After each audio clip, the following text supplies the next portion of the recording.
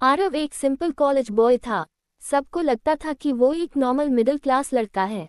वो सिंपल कपड़े पहनता, बाइक से कॉलेज आता और ज्यादा किसी से बात नहीं करता। कॉलेज में एक लड़की थी रिया। वो इंटेलिजेंट, काइंड और सबकी फेवरेट थी। आरव चुपके से उससे पसंद करता था, लेकिन कभी बोल नहीं पाया। एक दिन कॉलेज में एनुअल फेस्ट अनाउंस हुआ। सब स्टूडेंट्स एक्साइटेड थे, लेकिन प्रॉब्लम टैब हुई जब कॉलेज ओनर ने कहा, जो स्टूडेंट फेस्ट के लिए 10 लाख स्पॉन्सर लाएगा वही इवेंट हेड बनेगा। सब शॉक हो गए। रिया परेशान थी क्योंकि उसका सपना था कि वो इवेंट हेड बने। आरव ने चुपके से कहा, टेंशन मत लो, स्पॉन्सर मिल जाएगा। सब हंसने लगे। तुम 10 लाख, इम्पॉसिबल। लेकिन नेक्स्ट मॉर्निंग कॉलेज मैनेजमेंट को एक अनोनिमस स्पॉन्सरशिप मिल गई, 25 लाख रुपीस। सब हैरान। रिया इवेंट हेड बन गई। उसने आरव से पूछा, तुम्हें कैसे पता था? आरव सिर्फ मुस्कुरा दिया। लेकिन असली ट्विस्ट यहाँ से स्टार्ट होता है। सिटी का सबसे बड़ा बिजनेसमैन मिस्टर खन्ना कॉलेज में चीफ गेस्ट बनकर आया। जब उसने आरव को देखा, वो तुरंत खड़ा हो गया। सर, आप यहाँ? सब स्टूडेंट्स शॉक, रिया भी। आरव ने धीरे से कहा, रिलैक्स मिस्टर खन्ना, यहाँ मुझे कोई नहीं जानता। सब समझ गए कि आरव कोई नॉर्मल लड़का नहीं है। एक्चुअली आरव एक सीक्रेट बिलियनर फैमिली का आया था। उसके फादर इंडिया के टॉप बिजनेस टाइकून थे। वो अपनी आइडेंटिटी छुपा कर नॉर्मल लाइफ जीना चाहता था, लेकिन विलन एंट्री फायर कॉलेज का फेमस रिच बॉय कारण, जो रिया को पसंद करता था, आरव से जेलस हो गया। उसने आरव को इंसल्ट करने के लिए पूरे कॉलेज के सामने चैलेंज दिया, अगर तुम इतने बड़े आदमी हो, प्रूव इट। आरव ने स्माइल की। नेक्स्ट डे कॉलेज के बाहर 20 ब्लैक लग्जरी कार्स आकर रुक गई। Students stunned. आरव वन से एक से उतरकर सीधा कारण के पास गया। Proof enough. पूरा कॉलेज चीयर करने लगा। रिया को सच पता चला। उससे रियलाइज हुआ कि आरव सिर्फ रिच नहीं, दिल से भी अच्छा है। एनमी कारण ने रिवेंज के लिए रिया को किडनैप करवा दिया। आरव ने अपनी इंटेलिजेंस और पावर से उससे बचाया। क्लाइमैक्स में रेन सीन। रिया रोकर कहती है, तुम बिलियनर हो या नहीं, मुझे फर्क नहीं पड़ता। I love you Aarav. Aarav, मैं भी तुमसे बहुत प्यार करता हूँ।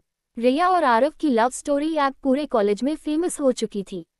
सब लोग उनकी जोड़ी को परफेक्ट कहते थे, लेकिन कहानी अभी खत्म नहीं हुई थी। एक दिन आरव के फादर मिस्टर मल्होत्रा, सिटी के सबसे बड़े बिजनेस टाइकून, कॉलेज आए।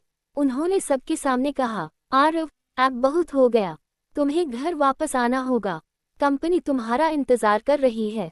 रिया ये सब सुनकर शॉक हो गई। उससे पहली बार समझ आया कि आरव सिर्फ एक रिच बॉय नहीं, बल्कि एक मल्टी बिलियन कंपनी का फ्यूचर ओनर है। आरव ने कामली कहा, डैड, मैं अपनी लाइफ अपने तरीके से जीना चाहता हूँ। मिस्टर मल्होत्रा ने रिया की तरफ देखा और थोड़ा स्ट्रिक्ट टोन में बोले, और ये लड़की, क्या ये हमारे स्टेटस के लायक है? रिया की आंखों में आंसू आ गए। आरव तुरंत गस में बोला, रिया मेरी जिंदगी है, प्लीज उनके बारे में ऐसा मत कहिए। आज रात आरव घर चला गया। वहां उसकी स्टेपमदर नैना मल्होत्रा सीक्रेटली कंपनी अपने बेटे रोहन को देना चाहती थी। उसने आरव को देखते हाई फेक स्माइल के साथ कहा, वेलकम बैक बेटा। लेकिन अंदर वो आरव से नफरत करती थी।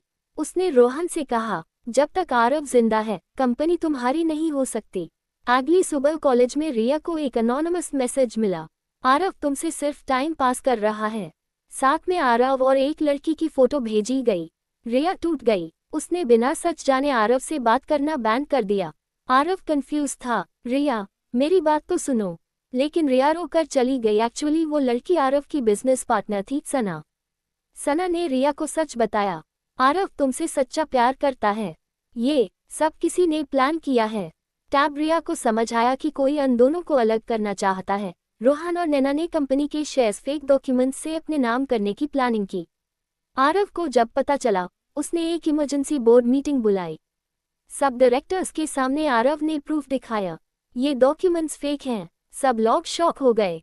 रोहन गस में चिल्लाया, तुम मुझे कंपनी से बाहर नहीं निकल सकते। आरव कामली बोला, सिक्योरिटी गार्ड्स ने रोहन को बोर्ड रूम से बाहर निकाल दिया। रिया कंपनी ऑफिस पहुंचती है। वहां देखती है कि आरव पूरे बिजनेस एम्पायर का ओनर बन चुका है। वो इमोशनल होकर कहती है, मुझे माफ कर दो, मैंने तुम पर ट्रस्ट नहीं किया। आरव स्माइल करता है, प्यार में ट्रस्ट सबसे इम्पोर्टेंट होता है, लेकिन मैं तुम्हें कभी लूज नहीं कर सकता। फिर सबके सामने आरव रिया को प्रपोज करता है अंगूठी। Will you marry me? Riya रुक कर हाँ कह देती है। पूरा हॉल क्लैप करता है, ताली बजा